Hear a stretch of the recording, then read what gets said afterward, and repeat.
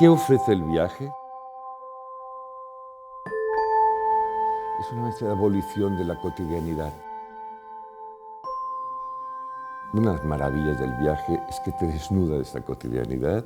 Y claro, en mi caso, la manera de entender el viaje es de pintor, es decir, la imagen es lo que me estimula.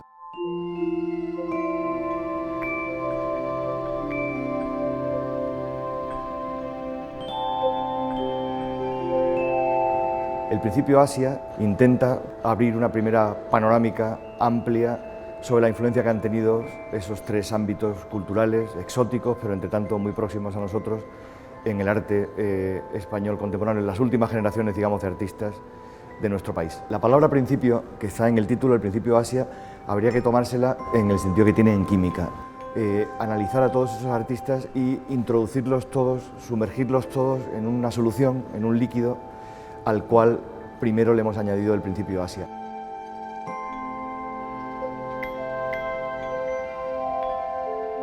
La inmensa mayoría de ellos, muchos, hasta por encima de 60 artistas, reaccionan.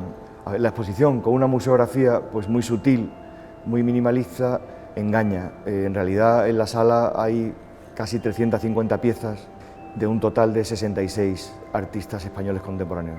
A algunos de ellos, a 13 en concreto, los hemos entrevistado en un proyecto de historia oral en el que se trataba de conocer de primera mano su opinión. Un proyecto como este, rastrear la influencia de China, Japón e India en el arte contemporáneo hecho en España, no se había hecho.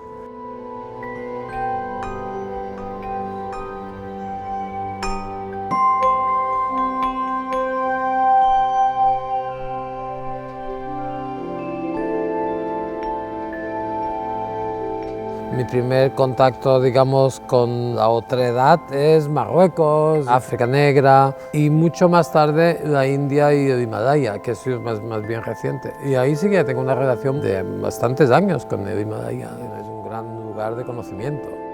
He tenido contactos muy directos con Japón.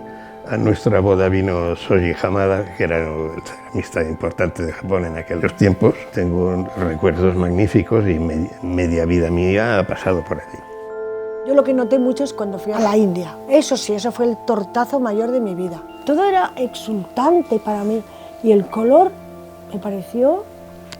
China, que he hecho 15 viajes, allí iba con la obsesión y la mirada en dirección a lo contemporáneo, a lo innovador, a todas las transformaciones que se estaban produciendo en el país.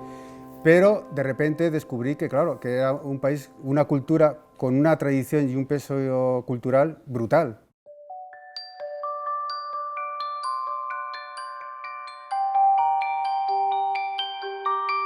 Para mí es muy importante esta idea de dos abismos, que supone el Oriente y el Occidente. Son dos abismos que se están constantemente mirando, o que un mundo se refleja en otro. Cuando uno pone en relación el arte oriental con el arte occidental, yo creo que tiene un componente misterioso que también atrae. Es la especie de ambivalencia que hay. Siempre hay como contrarios que están intentando establecer una síntesis, como dos términos contradictorios o contrarios que son capaces de dar un sentido distinto o nuevo. Nosotros tenemos una visión de dar protagonismo a lo visible, a lo material. Sin embargo, en Oriente es al revés, es ver la realidad a través de lo invisible, de lo intangible. Esa idea oriental de que lo físico y lo espiritual o la conciencia están tan unidos, es decir, encuentro más afinidades y más elementos que complementan que distancias.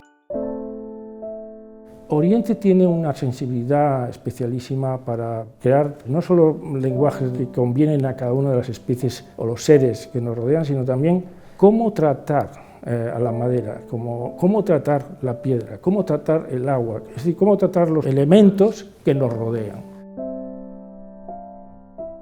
En China la pintura es una experiencia espiritual tan fuerte, tan extraordinaria. Es que la pincelada es algo tan especial en cada civilización. Ahí sí que lo menos es más. Eso es una cosa que yo aprendo a partir de la experiencia que tuve en Nepal. Lo que más me hizo pensar a mí fue esa frase. Al decirme Namaste, está saludando a lo que hay diferente dentro de mí y a lo que es más valioso. Y claro, me hizo pensar muchísimo. Viene de vivir en el territorio de la lógica y entrar en el territorio del mito, donde nada tiene que ver con ningún tipo de lógica aparente, y eso para mí me resultó muy fuerte. Y está sometido a continuos sobresaltos emocionales, ¿no? Tanto positivos como negativos. No es que quiera decir que yo empecé a menguar el relieve por una intención oriental. Esto viene de chiripa. Lo que pasa es que resulta que el resultado del cuadro, pues yo mismo digo, caramba, yo no sé si me voy a atrever a meter este círculo ahí porque es que es muy oriental. Y al final muchas veces digo, pues voy a poner el círculo. ¿Qué van a decir que es muy oriental? Pues ¿qué más da? Pues es oriental.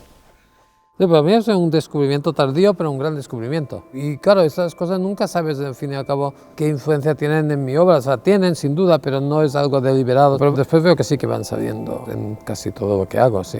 Yo creo que es imposible no ser cosmopolita. Vivimos en un mundo globalizado, donde hay un imaginario compartido por muchas culturas, y creo que es imposible sustraerse a eso. Todos los pueblos tienen cada cual su sabiduría y somos tan idiotas que nosotros lo que sabemos es muy restringido.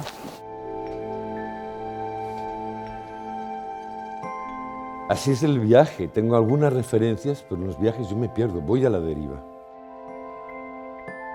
Y siempre, siempre, siempre acabas encontrando lo imprevisto. Y como imprevisto es un tesoro.